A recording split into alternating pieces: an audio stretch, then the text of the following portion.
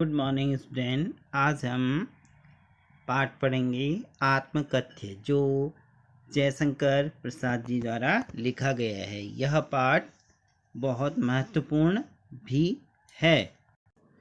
इस पाठ में जयशंकर जी ने जो आत्मकथ्य अपनी आत्मकथा लिखी है कि वह क्यों नहीं लिखना चाहते हैं, उसमें इसका वर्णन किया है। मधुप गुन गुना कर कह जाता, कौन कहानी यह अपनी, मुरझा कर गिर रही पत्तियां देखो कितनी आज घनी।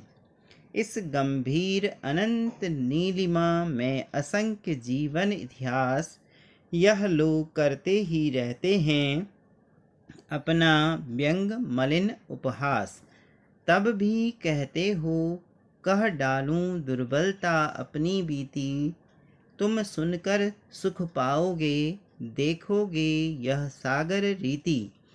किंतु कहीं ऐसा न हो कि तुम ही खाली करने वाले, अपने को समझो मेरा रस ले अपनी भरने वाले। यहाँ पर उन्होंने मन रूपी भौरे को मधुप गुन गुनाकर, मन रूपी भौरे गुनगुनाकर, कौन कहानी यह अपनी, अपनी कौन सी कहानी कह रहा है। कवि के जीवन की इच्छाएं उचित वातावरण न पाकर मुरझाकर गिर रही हैं, अर्थात उसके जीवन को सुख पहुंचाने वाली खुशियां एक एक करके उसका साथ छोड़ कर चली गई हैं। मुरझा कर गिर रही पत्तियां देखो कितनी आज घनी। इस विशाल विस्तार वाले आकाश में न जाने, यहाँ पर इस गंभीर अनंत नीलिमा में, आकाश को अनंत भी कहा जाता है जिसका कोई और छोर नहीं होता, तो इसलिए वह कह रहे हैं कि इस विशाल विस्तार वाले आकाश में न जाने कितने महापुरुषों ने अपने जीवन की कथाएं लिखी। उन्हें पढ़कर ऐसा प्रतीत होता है, क्योंकि लोग उनसे उनकी आत्मकथा लिखने की बात करते हैं, इसलिए वह कह रहे हैं कि इस संसार में कितने ही महान पुरुषों ने अपनी आत्मकथा लिखी। उन्हें पढ़कर ऐसा प्रतीत होता है कि स्वयं वे अपना उपहास कराते हैं, स्वयं वे अपनी हंसी उड़ाते हैं।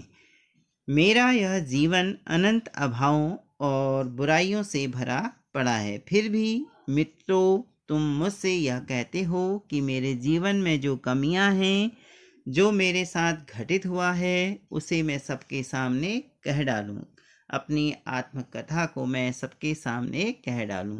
क्या तुम मेरी इस कहानी को सुनकर सुख पाओगे, देखो यह गागर रीति।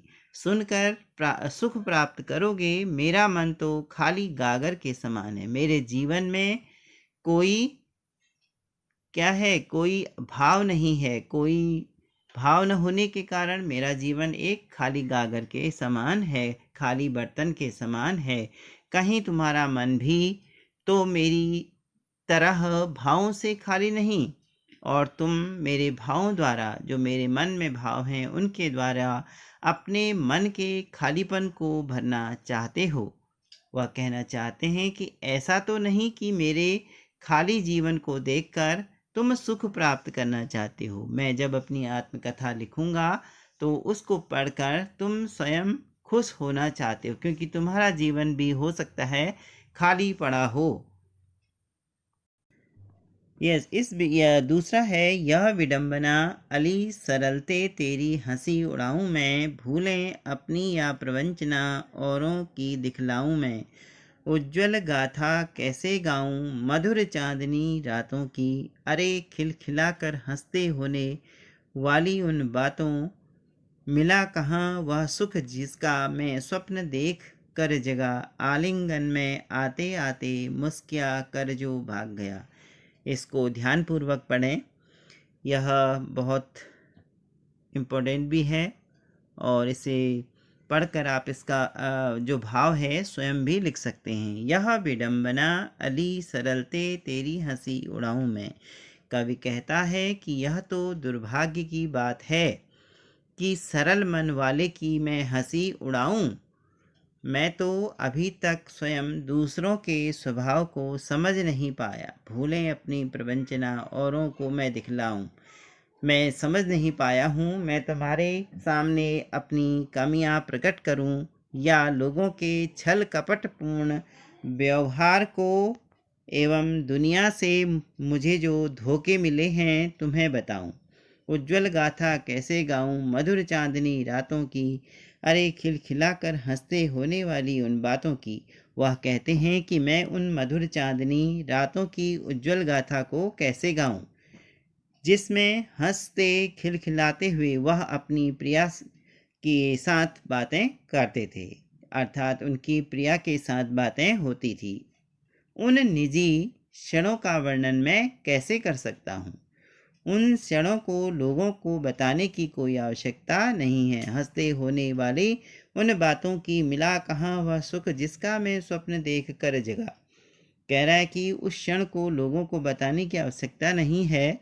कवि अपनी आत्मकथा बताते हुए कहते हैं कि मुझे जीवन में सुख कहाँ मिला, उसके जीवन में सुख कहाँ था जिसका वह स्वप्न देखा करता है। स्वप्न देख कर मैं जाग गया। सुख तो मेरी बाहों में, सारे जो सुख थे वह मेरी बाहों में आते आते आने से पहले ही भाग कर चला गए, मुस्करा कर चले गए। अर्थात मेरी जो अभिलाषाएं थी कभी भी वह पूरी नहीं हुई, कभी सफल नहीं हुई, मुझे कभी सुख की प्राप्ति नहीं हुई। तो लेखक कवि कहते हैं कि मुझे कभी भी सुख प्राप्त नहीं हुआ। अब तीसरा आपका है, जिसके अरुण कपोलों की मतवाली सुंदर छाया में अनुरागिनी उषा लेती थी निज सुहाग मधुमाया में, जिसकी उसकी स्मृति पाथेय बनी, स्मृति याद पाथेय बनी है थके पथिक की पंथा की। सीवन को उधेड़ कर देखोगे क्यों मेरी कंथा की। छोटे से जीवन की कैसे बड़ी कथाएं आज कहूँ, क्या यह अच्छा नहीं कि औरों की सुनता मैं मौन रहूं। सुनकर क्या तुम भला करोगे मेरी भोली आत्मकथा। अभी समय भी नहीं थकी सोई है मेरी मौन व्यथा। तो कवि अपनी आत्मकथा लिखने से पहले कह रहे हैं, जिसके अरुण कपोलों की मतवाली सुंदर छाया। कवि अपनी प्रिया के सौंदर्य का वर्णन करता हुआ कह रहा है कि उसके लालिमा युक्त गालों को देखकर ऐसा लगता है कि जैसे प्रेम बिखेरती उषा प्रातःकाल आप देखते हैं लालिमा युक्त हो जाता है, उसी प्रकार वह कह रहा है कि प्रेम बिखेरती उषा उदित हो रही हो। जैसे लगता है जब वह अपनी प्रिया के लालिमा युक्त गालों को देखता है तो वह कहता है कि ऐसा लगता है जैसे प्रातः काल की उषा उदित हो रही हो। उसे लगता है कि उषा की अपनी लालिमा उसी ने ले ली है। आज मैं उसकी ही यादों का, क्योंकि आज वह उसके साथ नहीं है, उसकी प्रिया उसके साथ नहीं है, तो वह कह रहा है कि उसी की यादों का सहारा लेकर अपने जीवन के रास्ते की थकान को दूर कर रहा हूँ। अर्थात उसकी यादों से मेरा थका हुआ जीवन सहारा पा रहा है। मेरे जीवन में सुख के ऐसे पल कभी नहीं आए। उसकी स्मृति पाथेविनी, यहाँ पर वह कह रहा है कि उसकी याद ही मेरे जीवन का सहारा है। उसकी स्मृति पाथे बनी थके पथिक की पंथा की, थके हुए पथिक के रास्ते की वह सहारा बन रही है। मेरे जीवन में सुख के ऐसे पल कभी नहीं आए जिनसे तुम प्रेरित हो सको, इसलिए क्योंकि तुम मेरे जीवन की कहानी को खोलकर उधेड़ कर देखना चाहते हो। तभी तो वह उसके जो साथी हैं उस कह रहे हैं कि आत्मकथा लिखो। तो लेखक कवि कहता है कि आप मेरे जीवन की उन उधेड़ कर उनको खोल कर देखना चाहते हो जो मेरे जीवन में घटा है। तो यह मेरे एक छोटे से जीवन के अभावों से भरी बड़ी बड़ी कथाएं हैं। मैं अपने जीवन की उन सामान्य गाथाओं को कैसे गाऊं।